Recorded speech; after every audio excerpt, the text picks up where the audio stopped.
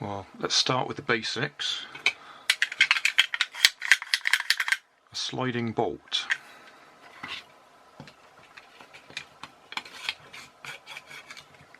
So that bit is fixed to the door jamb and that bit's fixed to the door, or you could do it the opposite way round, whatever suits you.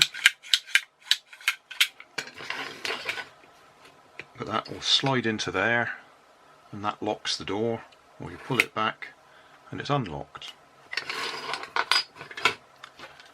This thing it's designed to work off 12 volts car battery, but I've got a 9-volt battery here and it does work off that.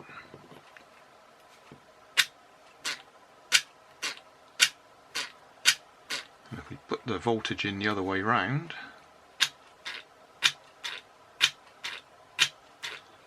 so you could rig up a system that pulls it in and forces it out. Or we might just rely on moving it one way and see if it's got enough spring power in it to return it to the closed position. So we'll pull it open and let the spring push it back closed.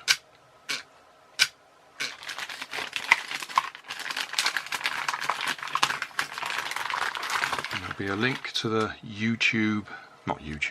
the eBay listing that I bought this on.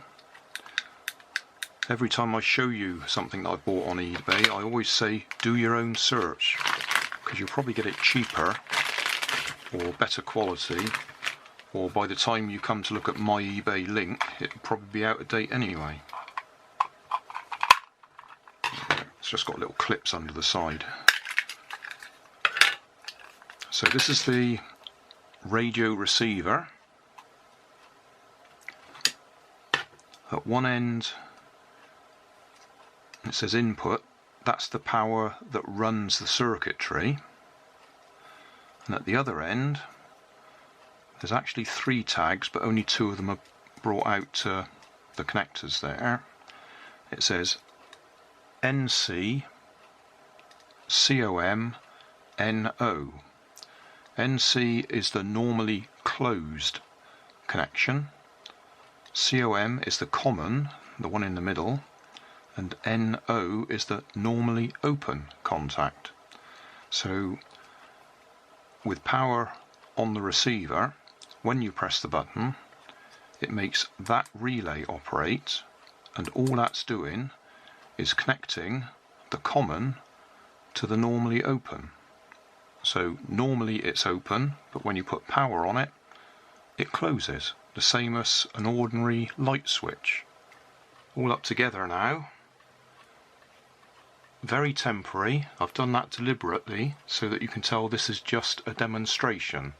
I'm not trying to lock my desk or anything. This is just to show the radio receiver, the transmitter, battery, door lock actuator out of a car, well, bought off eBay, then a sliding bolt that slides into, I think you call that the hasp actually.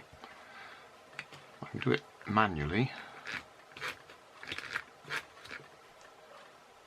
So what happens, that battery powers that receiver, and that's all it does, it powers the components that are in there.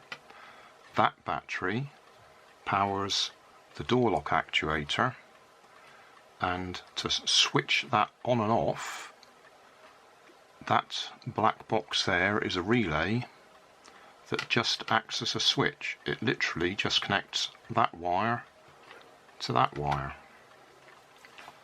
So battery through the switch to one side of the door lock actuator, out to the other side to the battery. So that's one circuit on its own. Then at the other side, battery, plug that in.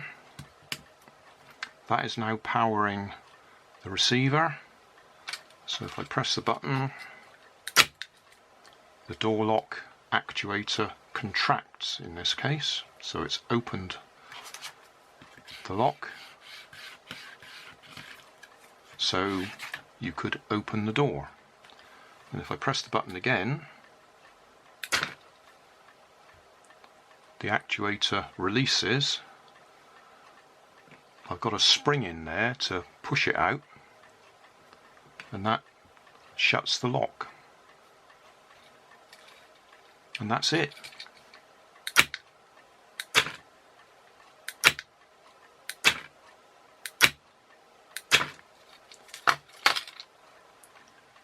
Now I'll move the camera around so we can see the different bits. So 9-volt battery goes into there to power this bit of circuitry. On the back there it actually says input. And down there we got the terminals from the relay, NC for normally closed, common, and NO for normally open. So the other battery goes down into there. That's the relay. So it goes through the contacts of the relay, back out on this wire, the red wire, which I've got connected to the door lock actuator, and then the other wire from there comes to the other side of the battery box. Now the door lock actuator doesn't actually have a spring in there normally. I think it relies on a spring outside, but because there isn't one there, I've just wound up a piece of springy wire and put it in there to make sure it works for me. But all that's doing is pushing and pulling on this sliding bolt.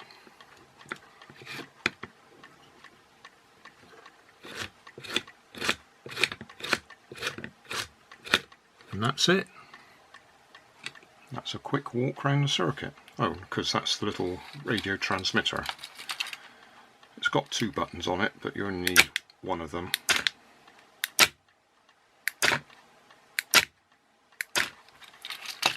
And on this circuit board there's a little jumper, as it's called, just there, that you can change the position it goes on those 3 terminals or pegs, and that changes it from, at the moment, if I press the button, the relay stays operated. If I pull that out and put it on the other 2 tags,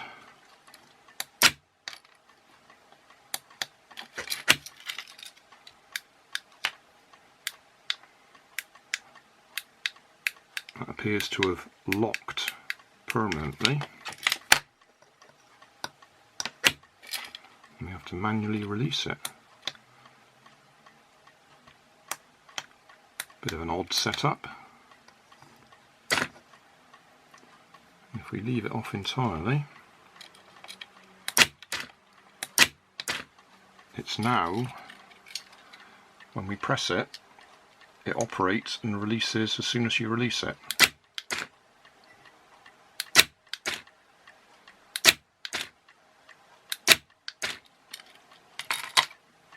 So I'll have to look at the instructions, or advise you to look at the instructions that come with yours to see if it does the same thing. But in the position I've got it in there, it stays operated, or latches, when you press the button. You have to press the button again to release it.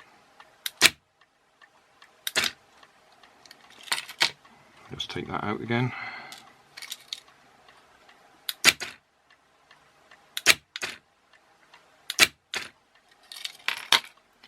And see, in that other position, what happened there? Yeah, it just stays operated. I think you have to release it. Is that what you do?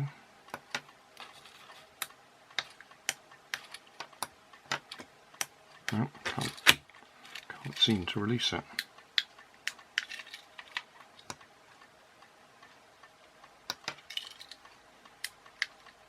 No, don't know what that third position does. Just seems to lock it.